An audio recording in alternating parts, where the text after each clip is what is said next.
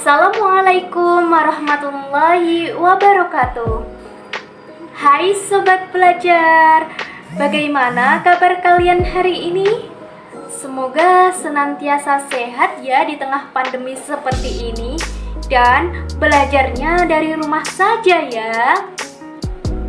Nah, pada kesempatan kali ini kita akan belajar tentang evolusi dan perkembangan teori evolusi. Kalian sendiri sudah tahu belum apa itu evolusi? Evolusi adalah perubahan perlahan-lahan dan secara bertahap yang berlangsung dalam waktu yang sangat lama, di mana terjadi perubahan makhluk hidup menuju kelestarian maupun menuju kepunahan. Nah, dari pengertian tersebut, terdapat pembahasan perkembangan teori evolusi menurut beberapa ahli. Yang pertama ada J.B. Lamarck yang berkembang pada tahun 1744 sampai 1829. Yang kedua ada Charles Darwin yang berkembang pada tahun 1809 sampai 1882. Yang ketiga ada August Weismann yang berkembang pada tahun 1834 sampai 1914. Yang pertama, teori evolusi menurut Lamarck. Lamarck berpendapat bahwa evolusi terjadi karena makhluk hidup beradaptasi dengan lingkungannya. Lamarck sendiri memiliki dua prinsip teori evolusi. Prinsip yang pertama, use and disuse, digunakan dan tidak digunakan.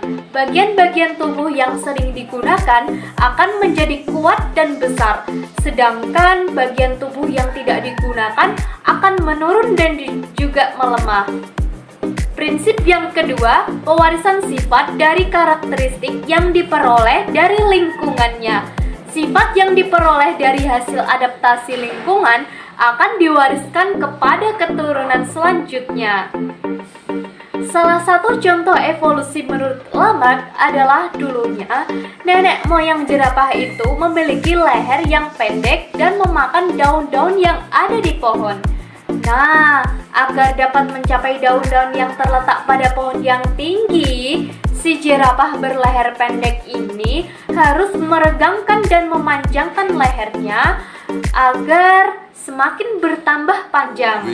Pada akhirnya, sifat leher panjang tersebut dapat diwariskan keturunan selanjutnya. Itulah tadi menurut Lamarck. Yang kedua, teori evolusi menurut Charles Darwin. Menurut teori Charles Darwin, evolusi terjadi karena adanya seleksi alam. Darwin berpendapat bahwa makhluk hidup berevolusi sebagai bentuk adaptasi terhadap lingkungannya. Pokok pemikiran Charles Darwin sendiri itu ada 4. Yang pertama, ada adaptasi dari seleksi alam merupakan mekanisme yang dapat menjelaskan pola evolusi yang dapat diamati. Yang kedua, kesatuan dalam kehidupan yang dinyatakan sebagai akibat semua organisme diturunkan dari satu nenek moyang yang hidup di masa lalu. Yang ketiga, keanekaragaman diturunkan pada generasi berikutnya dengan cara modifikasi. Yang keempat, tingkat keberhasilan makhluk hidup tidak sama dalam perjuangan untuk hidup. Hal ini dikarenakan adanya seleksi alam.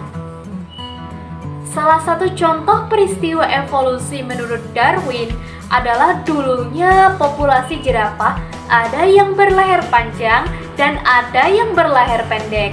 Pada waktu itu, daun-daun yang menjadi makanan jerapah masih dapat diperoleh dari pohon yang rendah dan pohon yang tinggi. Namun, semakin lama daun-daun yang terletak pada pohon rendah semakin sedikit hingga akhirnya habis.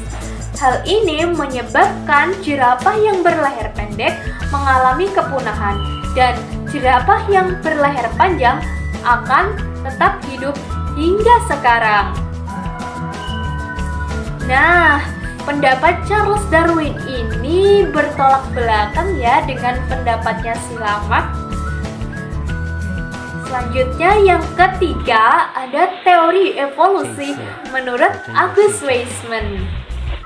Nah, pendapat August Weismann ini mendukung teorinya evolusi Charles Darwin loh. August Weismann berpendapat bahwa proses evolusi berhubungan dengan gejala seleksi alam terhadap faktor-faktor pewarisan sifat. Perubahan sel-sel akibat dari lingkungan itu tidak diwariskan. Salah satu contoh menurut Weismann adalah Weismann membuktikan teorinya dengan cara melakukan percobaan, yaitu dengan memotong ekor tikus-tikus yang dipeliharanya sendiri loh. Kemudian tikus-tikus itu berkembang biak dan keturunannya tetap pada ekor yang panjang pula. Percobaan tersebut dilakukan hingga 21 generasi loh. Nah, seluruh keturunannya itu tetap memiliki ekor yang panjang. Nah, dapat kita ambil kesimpulan bahwa Weismann menyatakan sifat leher jerapah itu dikendalikan oleh adanya gen. August Weismann sendiri mengungkapkan 3 pernyataan, yakni yang pertama, sifat leher jerapah dikendalikan oleh gen.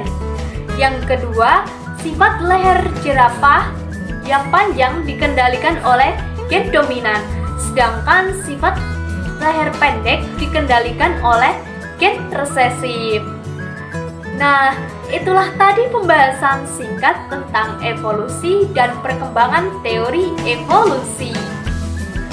Dapat kita ambil kesimpulan bahwa ilmu evolusi sendiri adalah perubahan makhluk hidup secara bertahap yang berlangsung lama, sehingga evolusi itu berkembang dan butuh pembaruan untuk merevisi argumen-argumen yang kurang sesuai. Sekian yang dapat saya sampaikan. Semoga video ini dapat bermanfaat. Jangan lupa like, komen, dan share video ini. Wassalamualaikum warahmatullahi wabarakatuh. Bye-bye.